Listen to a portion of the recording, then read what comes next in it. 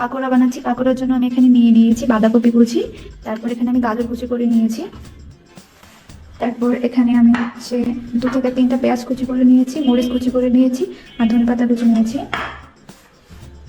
একটা ডিম নিয়েছি। এখানে আমি ময়দা এবং বেসন নিয়ে নিয়েছি।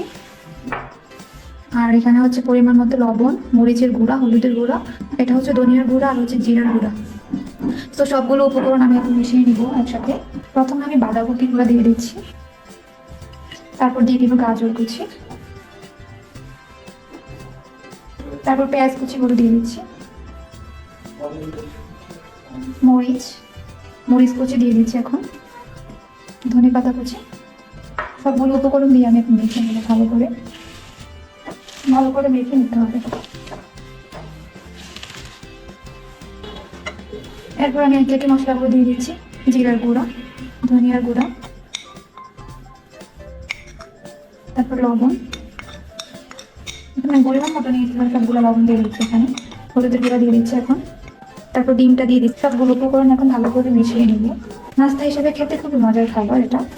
শীতকাল আসলে বাঁধাকপি খুবই সহজে পাওয়া যায়। তো বাঁধাকপির এই পাকোড়াটা বাসায় সবাই অবশ্যই ট্রাই করবেন। এখন আমি ময়দাটা দিয়ে দিচ্ছি, এটা আমি রেখেছি, সাথে ময়দা এবং বেসন একসাথে আমি মিশিয়ে নিয়েছি। এখন আমি পাকোড়াটা বানিয়ে নিব। ডুবো তেলে পাকোড়াটা ভাজি করতে হবে, যার কারণে আমি পরিমাণ মতো এখানে তেল দিয়েছি। তো তেলটা গরম হয়ে গেলে আমি পাকোড়াটা দিয়ে দিব। এভাবে পাকোড়াটা রেখে দিয়ে দিচ্ছি। তো আমি একটা একটা করে পাকোড়া বানিয়ে দিচ্ছি কড়াইতে।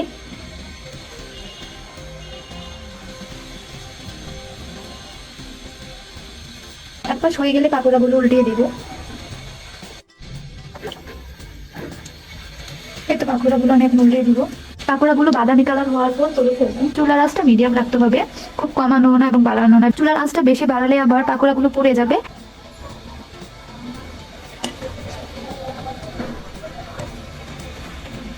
এই তো আমার পাকোড়া বানানো শেষ। সবগুলো পাকোড়া আমি এখানে বানিয়ে নিয়েছি। দেখতে খুবই সুন্দর লাগছে, খুবই মচমচে হয়েছে। একটা আমি আপনাদের ভেঙে দেখাচ্ছি,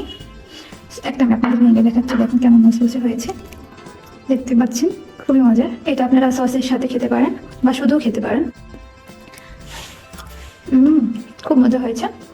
আমি এখন সস এনে রেখেছি, জলদি খাবো। তো আপনারা সবাই বাসায় অবশ্যই ট্রাই করতে পারেন এভাবে বাঁধাকপি দিয়ে পাকোড়া বানিয়ে। তো আজকে এতটুকু, সবাই ভালো থাকবেন, সুস্থ থাকবেন, আল্লাহ হাফিজ।